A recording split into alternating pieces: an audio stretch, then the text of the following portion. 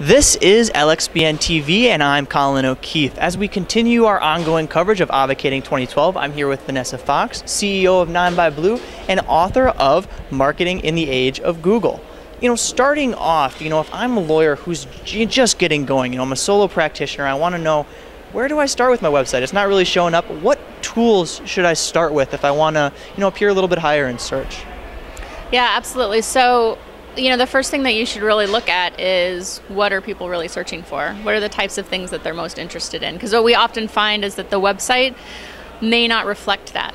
And so really the best thing to do in terms of tools is just look at all of the free search tools that are out there that show you exactly what people are searching for. And actually, if you go to marketingintheageofgoogle.com, there's a list of all of the resources for free that you can access. So you can just get them right there.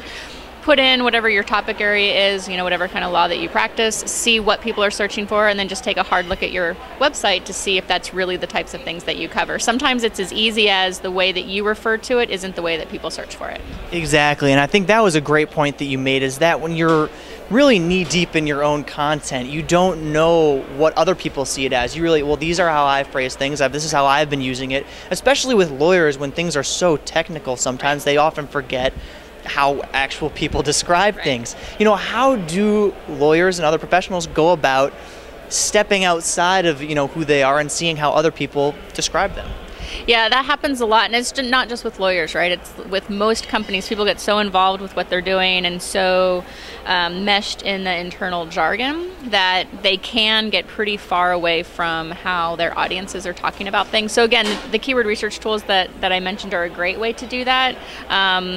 One great thing that you can do is cluster the keyword research into categories, and then you just map that and say, okay, is this on my site? Is this on my site? And then just look, how am I referring to it? One of the tools that you can use is Google Insights for search, and what that just lets you do is compare terms.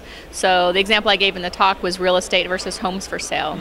There's a really easy example, but you can see the volumes, like 10 times as many people might be searching for one version versus the other. So that really helps you take a step back outside and kind of get outside of that internal jargon that you might use. It's such an essential tool. We've been tagging all of our content coming across our network and just comparing things like, well, is NLRB board more popular or is National Labor Relations Board more popular? Just those most basic things. It's extremely important to find out, because if you're off, you can really be detrimental. Right. And then finally, you mentioned that when you're really trying to enhance your site, make it more visible, you want to make sure that you're solving the searcher's problems. Yeah. What do you mean by that? So I think that's really the key. I think it's very easy for a business to get focused on what they want people to do, and they forget that people don't care about the business, right? They care about themselves and the task they're trying to accomplish or the problem they're trying to solve. So if you just think about from that searcher's perspective, this is what they were searching for, so this is what they want.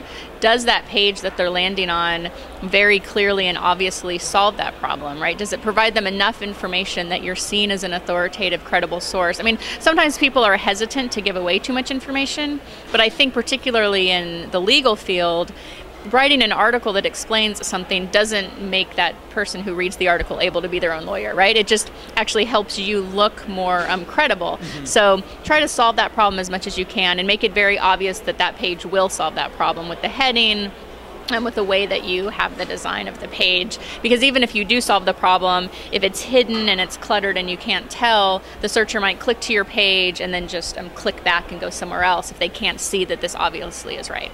Language is just so important. It's nice if you can, put together a title, say on a blog post, that's a question, the way people would phrase it, and then when you answer it in a way that they can actually read it, understand it, and know that you're an authority on the subject.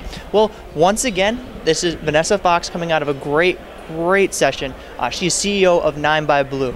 For more video interviews with Avocating 2012 presenters, exhibitors, and attendees, be sure to check us out at lxbn.lexblog.com. Thanks, Vanessa. Thank you. Perfect.